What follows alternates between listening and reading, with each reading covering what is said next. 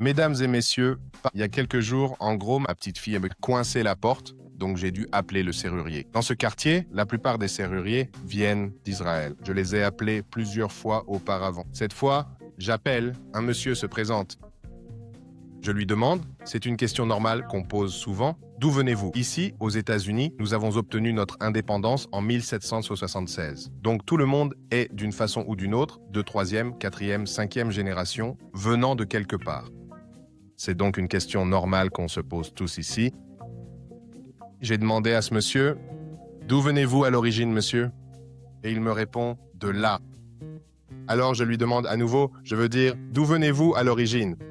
Puis il me regarde et il dit « de là ». Quand il a dit ça, j'ai eu l'impression qu'il était un peu gêné. Il ne veut pas le dire parce que j'étais sûr à 99% qu'il venait d'Israël, alors j'ai laissé tomber. Je lui ai montré la porte. « Monsieur, voici la porte. » Il l'a réparée, il a eu son argent, tout s'est bien passé. Regardez ce monsieur ici. C'est un travailleur honnête et respectable. Il veut juste gagner sa vie. Tout ce qu'il veut, c'est gagner un peu d'argent pour sa famille. Et le voilà, honteux, gêné de dire qu'il vient d'Israël. Mesdames et messieurs, quand quelqu'un me demande « D'où venez-vous à l'origine ?» Je dis fièrement « Je viens à l'origine du Maroc. » Pourquoi? Parce que le Maroc est un pays magnifique. C'est un pays avec une excellente réputation. Tout le monde aime les Marocains. Les Marocains sont généreux, accueillants. L'endroit est sûr pour les touristes. Si vous n'y êtes jamais allé, allez-y. Envoyez-moi des commentaires. Dites-moi, comment l'avez-vous trouvé? Ou je peux vous dire où aller. Mais le Maroc est le premier pays à avoir reconnu les États-Unis. C'est notre meilleur ami. C'est l'ami le plus ancien.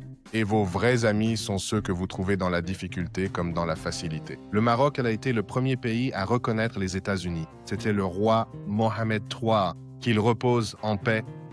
En 1777, il avait déjà reconnu l'indépendance des États-Unis. En 1786, nous avons eu notre premier traité avec les États-Unis.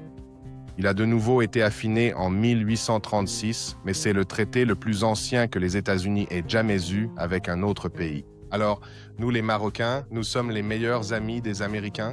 Donc, je suis très fier d'être originaire du Maroc. Je suis aussi très fier d'être américain. Alors, quand ce gars n'a même pas pu me dire qu'il venait d'Israël, ça m'a touché. En 1988, nous avons été parmi les tout premiers pays au monde à reconnaître officiellement l'indépendance de la Palestine, ce qui était un acte diplomatique significatif à l'époque. En 1940, pendant la période de la colonisation française, sous le régime de Vichy, alors en place en France. En gros, à cette époque où le maréchal, je crois que c'est bien son nom complet, le maréchal Philippe Pétain, il demande le roi Mohamed signe, que Dieu ait son âme, au sujet des citoyens juifs pour qu'ils puissent être déportés vers l'Holocauste. Devine quoi? Le roi Mohamed V, que Dieu ait son âme, a répondu « Je n'ai pas de citoyens juifs. Je n'ai pas de citoyens musulmans. Je n'ai que des citoyens marocains. » Voilà, tout le monde est marocain, et devine quoi? Pour cette position qu'il a prise, il a réussi à retarder ses lois de déportation et il a pu sauver environ 250 000 juifs qui vivaient au Maroc à cette époque. Et c'est là que je dis, chers juifs, descendants de ces 250 000, c'est votre tour, votre moment de rendre l'appareil. S'il vous plaît, sauvez ces vies à Gaza qui n'ont rien à voir avec le Hamas ni la politique. Ils veulent juste manger des glaces et aller à l'école en paix, emmener leurs enfants à l'école en toute tranquillité. Aussi, le roi Hassan II, que Dieu ait son âme, officiellement, de manière solennelle, reconnu l'indépendance de la Palestine en 1988. En 2020, le roi actuel Mohamed VI, que Dieu le bénisse et le protège, il a signé les accords d'Abraham garantissant la paix pour tous.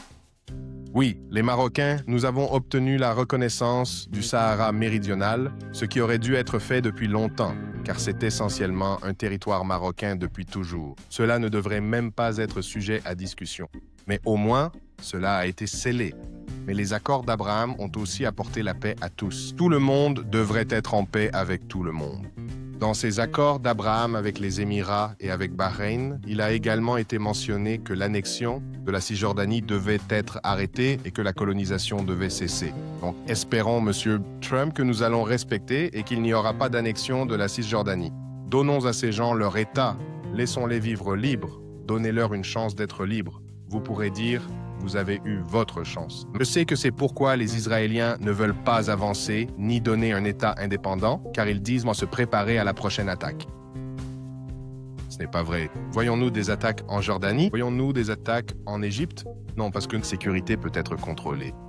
C'est ça, l'essentiel. Donc, je suis très fier d'être marocain. L'histoire du Maroc a toujours été du côté du peuple. Je veux dire, nous avons vraiment une belle histoire. Que Dieu vous bénisse.